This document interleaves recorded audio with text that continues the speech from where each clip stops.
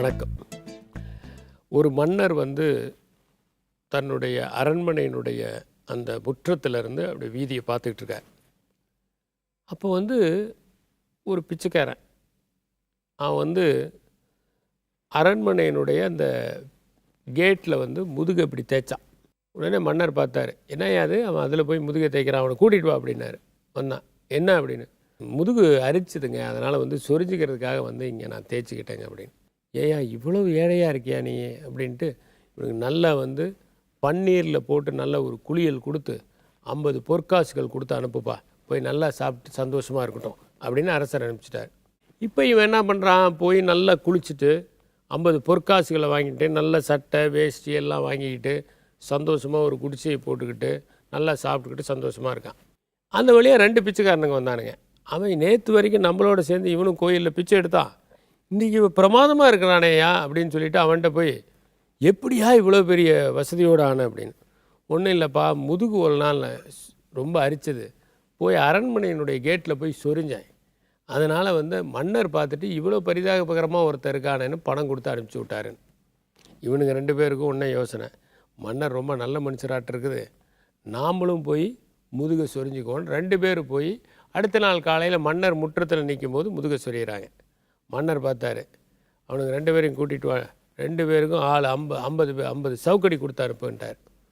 2 பேருக்கும் 50 சவுக்கடி வாங்கிட்டு 2 பேரும் பரிதாபகரமான நிலையில் மன்னர்கிட்ட மன்னரே நீங்கள் செய்கிறது உங்களுக்கே நல்லா இருக்கா, என்னப்பா போன வாரம் ஒருத்த உங்களுடைய கேட்டில் முதுகை சொரிஞ்சிக்கிட்டான், அவனுக்கு 50 பொற்காசு கொடுத்தீங்க, நாங்கள் 2 பேரும் சொரிஞ்சிக்கிட்டோம், ஏன்னா முதுகில் அரிப்புன்னு, எங்களுக்கு 50 கசையடி கொடுக்குறீங்களே, இது நியாயமா அப்படின்னு. ஏய், அவன் ஒருத்தனாக இருந்தால் அவன் முதுகு எப்படி அவன் சொரிவான், அதனால் கேட்டில் சொரிஞ்சிக்கிட்டான், அது நியாயம், அவனுக்கு நான் பரிசு கொடுத்தேன். நீங்கள் 2 பேர் இருக்கீங்கள, ஓ முதுகு அரிச்சிச்சுன்னா இவன் சொரிஞ்சு விட வேண்டியதானே, அவன் ஓ முதுகு சொரிஞ்சு விட வேண்டியதானே, எதுக்கு கேட்டில் நீங்கள் சொரிஞ்சிக்கிட்டீங்க அப்படின்னாரு. அப்போ தான் அவங்க 2 பேருக்கும் புரிஞ்சது, மன்னர் சோம்பேறித்தனத்தை பர்மிட் பண்ணுறவர் இல்லை அப்படின்னு. நிறைய நேரங்களில் சின்ன சின்ன விஷயங்களில் காட்டுற சோம்பல் தான் மிகப்பெரிய விபத்துக்கு வழிவகுக்குது. ஒரே ஒரு கல் ஆடும், உடனே அந்த கல்லை சரி பண்ணாமல் விட்டால் அந்த தூணே விடும், அந்த தூண் விழுந்த உடனே அந்த கட்டடமே விழுந்துடும். ஒருத்தன் என்ன பண்ணியிருக்கான், தோட்டத்தை பார்த்துருக்கான், சாயந்தர வேளையில் ஒரே ஒரு களை இப்படி நீட்டிகிட்டு இருந்திருக்கு.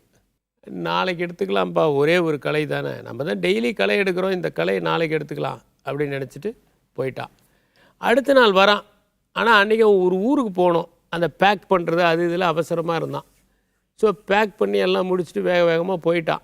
14 நாள் கழித்து திரும்பி பார்த்தா அந்த தோட்டம் முழுக்க களையாக தான் இருந்தது, செடியே இல்லை. அந்த களைகள் அந்த செடியை அமுக்கி செடிகள்லாம் செத்து போயிருந்தது. ஒரே ஒரு சின்ன சோம்பல். நாள் நைட்டே பரீட்சைக்கு தேவையான எல்லாத்தையும் எடுத்து வைக்காமல் கடைசியில் காலையில் போகும்போது எடுத்து வைக்கும்போது ஆல் டிக்கெட்டை மறந்துட்டு போய் பரீட்சை எழுதாமல் விடுறவங்க உண்டு. கொஞ்சம் சோம்பலில் ட்ரெயினை மிஸ் பண்ணிவிட்டு அதனால் இன்டர்வியூவை மிஸ் பண்ணி அதனால் லைஃப்பை மிஸ் பண்ணுறவங்க உண்டு. ஒரே ஒரு சின்ன சோம்பல் தானே, பல்வேறு நேரங்களில் ஒரு சோம்பல் நம்முடைய வாழ்க்கையவே பறித்து விடும். ஏன் இந்த சோம்பல் வருது? நாம் இந்த நொடியை ரொம்ப நேசிக்கிறதுனால தான். இந்த நொடியில் ரொம்ப ரிலாக்ஸ்டாக இருக்கணும், அடுத்த நொடியை பற்றி கவலை இல்லை. ஆக்சுவலி அடுத்த நொடியே நிச்சயம் இல்லை, இந்த நிகழ்காலம் ரொம்ப முக்கியம், அதெல்லாம் நம்ம சொன்னால் கூட இந்த நொடியில் நாம் செய்ய வேண்டியதை செஞ்சால் தான் இந்த நொடியவே நம்ம ரசிக்கிற மாதிரி ஆகும். இந்த நொடியை அனுபவிக்கிறதே இந்த நொடியில் என்ன செய்யணுமோ அதை செய்கிறது தான். ஒரு ஹைப்பாத்தட்டிக்கலாக மட்டும் நம்ம எதிர்காலம் இல்லை, சில நேரங்களில் அது சாஸ்வதமாகவும் இருக்குது. அதற்கான தயாரிப்பு உலகியல் ரீதியாக கொஞ்சம் இருக்க தான் வேணும். இப்போ நிகழ்காலத்தில் தான் நான் வாழ்வேன், அதனால் நாளைக்கு நான் ஊருக்கு போகிறதுக்கு நான் டிக்கெட்டே ரிசர்வ் பண்ண மாட்டேன் அப்படின்னு வாழ முடியாது. சில உலகியல் ரீதியான விஷயங்களுக்கு நாம் நம்மை தயார்படுத்தி கொள்ள வேண்டியவர்களாக இருக்கிறோம். சோம்பல்ங்கிறது என்னென்னா, at the cost of tomorrow we want to enjoy today, அதுதான் சோம்பல். இந்த சோம்பல் எல்லா நிலைகளிலும் பரவுகிற போது ஒரு நாடே சீனித்து போகிறது. நீங்கள் இந்த குடும்ப விளக்கும் இருண்ட வீடும் அப்படி எழுதப்பட்டவை தான். ஒரு சுறுசுறுப்பாக இருக்கக்கூடிய குடும்பம் எப்படி இருக்கும், ஒரு இருண்டு போன ஒரு வீடு எப்படி இருக்கும், சோம்பேறித்தனமே இருக்கக்கூடிய ஒரு வீடு எப்படி இருக்கும். இங்கே பார்க்கலாம், ஒரு தலைமுறையே வந்து சோம்பேறித்தனத்தினால அழிஞ்சிரும். அப்படி பார்க்கலாம், நாளைக்கு பார்த்துக்கலாம், அப்புறம் செஞ்சுக்கலாம், இப்படி நினச்சே சில தலைமுறைகளால் மிகப்பெரிய பாரம்பரியம் உள்ள குடும்பங்கள் அழிந்து போவதை பார்க்கலாம். ஆயிரக்கணக்கான ஏக்கர் உள்ளவர்கள் அதை விற்க நேருவதை பார்க்கலாம். ஆக சோம்பல் மிகப்பெரிய வியாதி. அந்த சோம்பல் இருக்கிறவர்கள் வந்து எவ்வளவு பெரிய இடத்தில் இருந்தாலும் விரைவில் வீழ்ச்சி அடைந்து விடுவார்கள் அப்படிங்கிறதான் திருவள்ளுவர் சொல்கிறார். அதுதான் ஷேக்ஸ்பியர் சொல்கிறார். சோம்பல் இருக்க, இதை விட மனிதனுக்கு மிகப்பெரிய எதிரி எதுவும் இல்லை அப்படின்னு ஷேக்ஸ்பியர் சொல்கிறார். அதனால் சுறுசுறுப்பாக இருப்பதும் இப்போது செய்ய வேண்டியவற்றை இப்போதே செய்து விடுவதும் நம்முடைய வாழ்க்கையை மகிழ்ச்சியாகவும் வெற்றிகரமாகவும் ஆக்குவதற்கான மந்திரங்கள். அவற்றை ஒரு நாளும் கைவிடக்கூடாது. நன்றி, வணக்கம். வாழ்க்கையை பல நேரங்களில் நாம் ஒரு சங்கடத்தோடு எதிர்கொள்கிறோம்.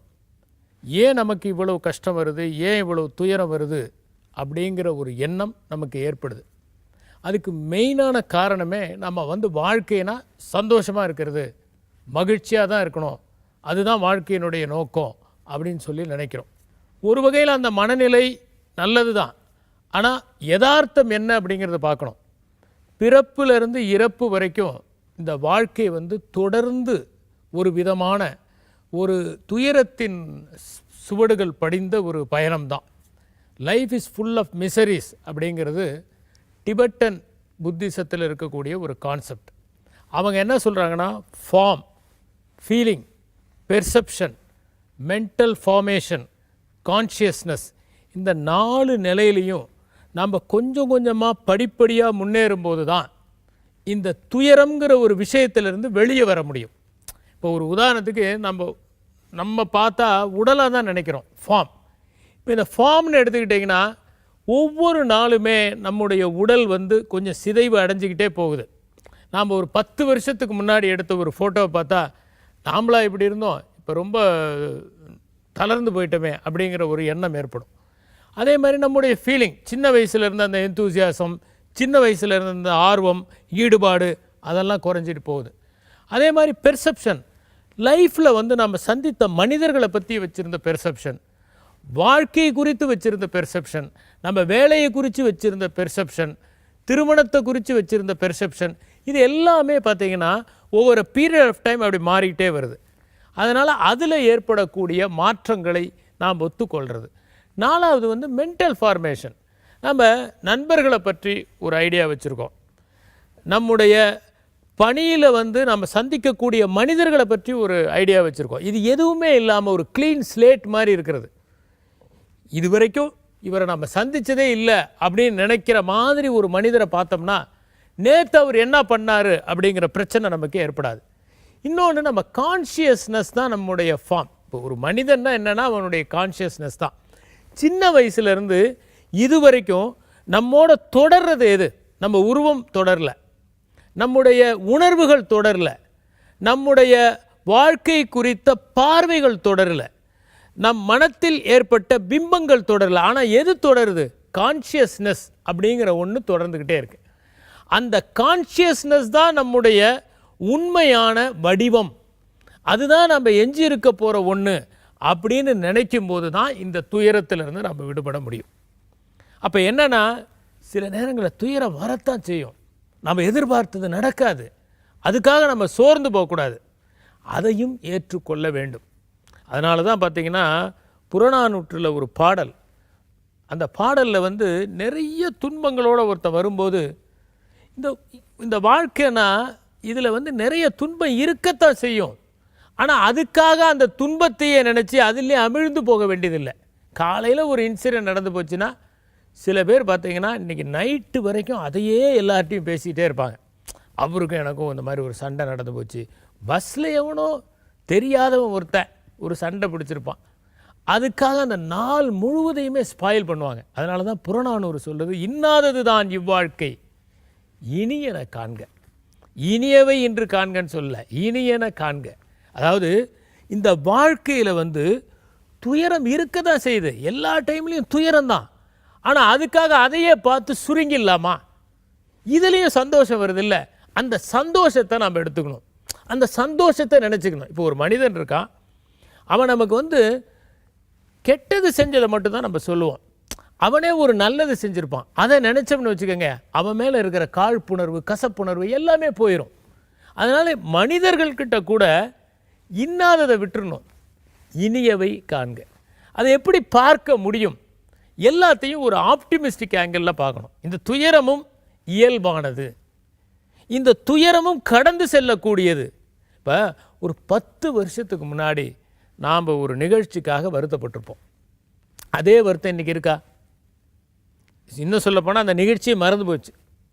20 வருஷத்துக்கு முன்னாடி ஏதோ ஒன்று கிடைக்காம இருந்திருக்கும். ஐயோ கிடைக்கலையேன்னு அந்த வீட்டில் இருக்கிறவங்க அத்தனை பேரும் சேர்ந்து அழுதுருப்பாங்க. இப்போ பார்த்தீங்கன்னா கிடைக்காததே நல்லதாங்க, அது கிடைச்சிருந்தா என் வாழ்க்கையே மோசமாக போகும் அப்படின்னு சொல்கிறவங்க இருக்காங்கல்ல.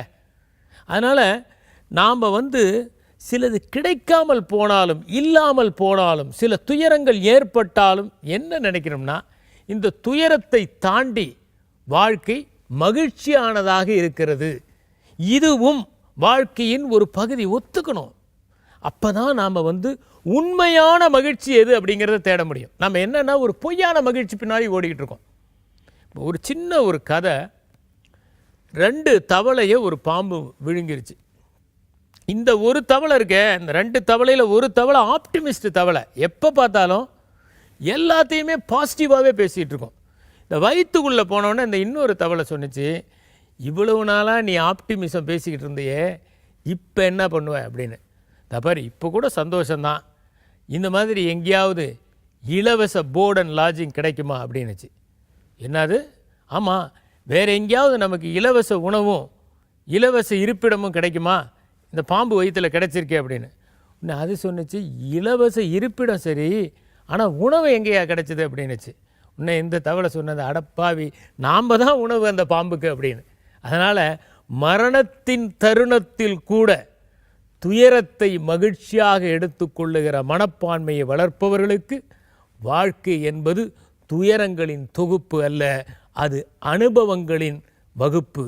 அப்படி எடுத்துக்கொள்ளுகிற போதுதான் இந்த வாழ்க்கை இனிமையாக